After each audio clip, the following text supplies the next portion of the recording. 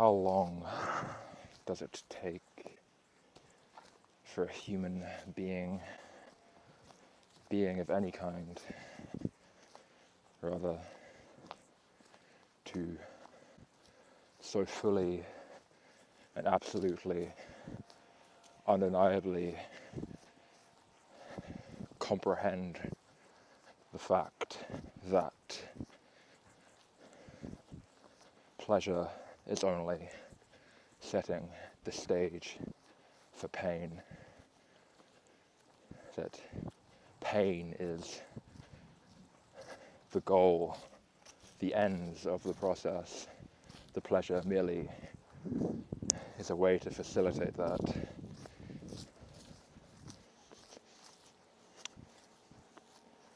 A good meal, say, a good fuck,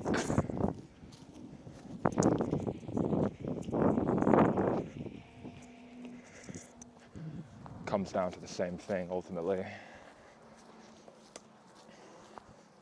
Keeps the wheel turning, strings you along,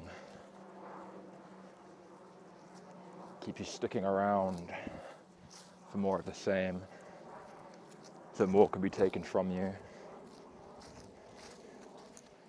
It's a dirty little trick that is played upon you, making you ultimately a traitor to yourself, aiding in your own self-destruction, your own humiliation.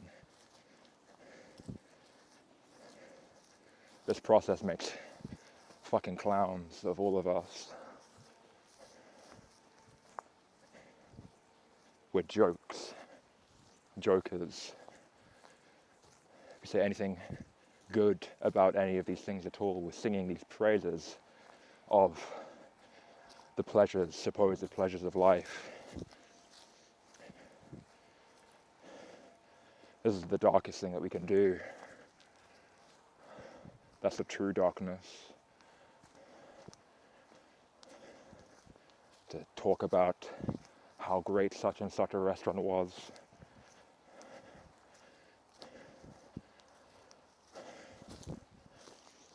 How great the sex was with your new partner.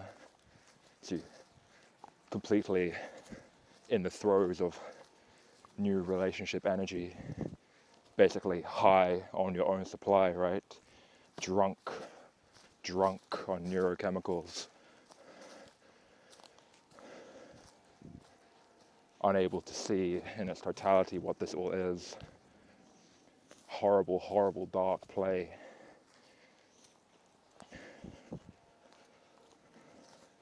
And people who speak out against it are the ones that are mocked and jeered at. People who say no, look at what this is. Stop. Every act you make perpetuates not only your own suffering, but the suffering of others. For perhaps too, you have noticed that we can't make a single action within this realm, even supposedly objectively good ones, without having a myriad knock-on effects, some of which are inevitably going to be negative, are going to inflict suffering, are going to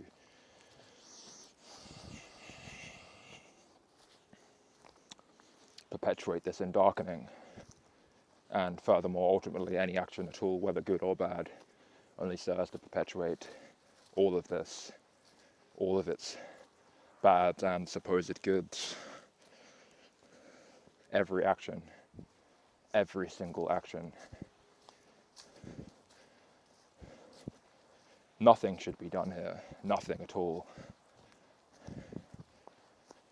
We should be as the unborn are, even though we have suffered the fate of being birthed. The best we should do is to conduct ourselves as if we were not, as if we were not birthed, as if we were still in this state of unfulfilled potentiality. That's how we should remain within this realm if we are to maintain whatever integrity we can. Perhaps to not be completely humiliated and defiled by it and be pawns within the humiliation and defilement of others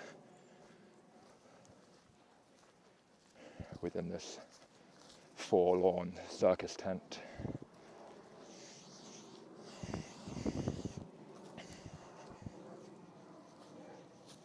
Those who praise this world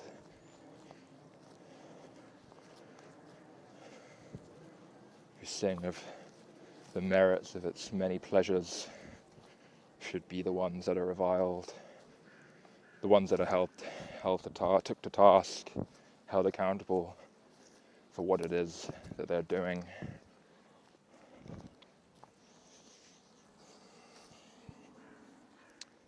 And in some ways we should feel sorry for them. We should express that too, perhaps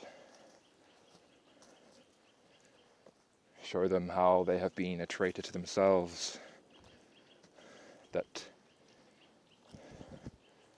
through engaging in these pleasurable tasks they are not feeding themselves, say, when they consume a pleasant meal, when they patronize this heavenly restaurant. They're not feeding themselves. They're not even feeding the pockets of the proprietors. They're feeding something deeper, darker. They're feeding the very momentum of all of this.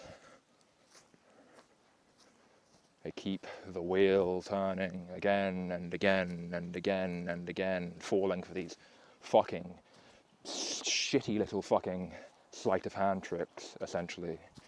Getting this short little spunky burst of neurochemicals in return. Ultimately just fucking dust in the wind compared to the vast depths of suffering and depravity that one can endure. Pleasure does not last, it's fleeting. But even sufferings that are supposedly fleeting, their mark lingers for entire lifetimes. It can be passed on intergenerationally, in fact, through the very genetics themselves. It embeds itself within it. It's written into the code. People in war-torn regions may have not experienced the effects directly of war themselves, but they suffer the consequences of it. It's an essential quality of their own psychic makeup. It bleeds into their perception, this darkness, this trauma, and without necessarily having anything that they can pinpoint towards and say, oh, that is the thing. That is the thing that is ailing me presently and has been for some time. It's just their resting state, baseline normality. The pleasure isn't passed along in the same way, is it?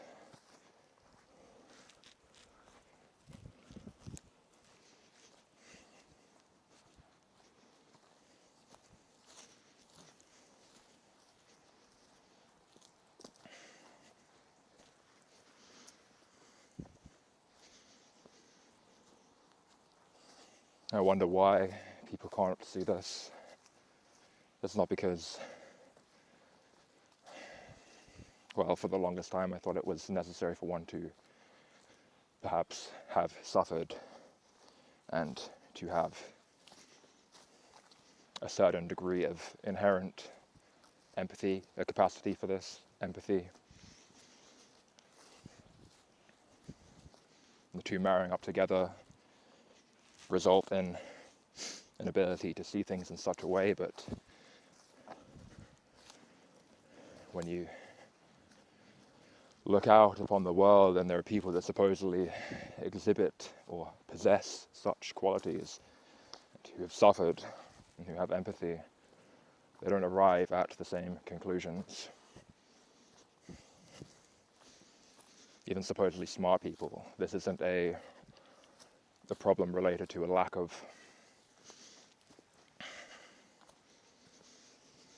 intellectual ability. It's something else. It's an ignorance, a blindness. Kind of like, to make an analogy, the guardians that are placed on car engines to, though the engine may be able to go a certain miles per hour, it is prohibited from reaching such by a physical, mechanical guardian upon the motor that is going to prevent that from happening. It taps out at, say, 80 or 90.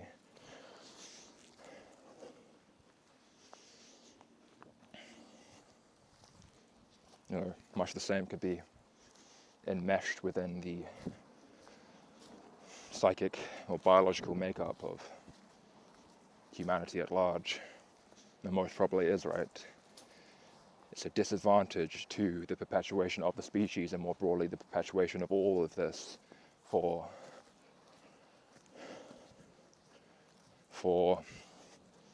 as Lagotti says, the puppet turn around to face the puppet master.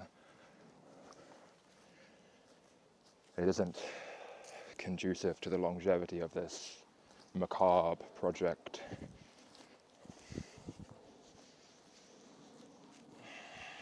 But this is all fairly self-evident and somewhat trite to say. Yeah, just a little rant, something to get out there. Hopefully you get something from this.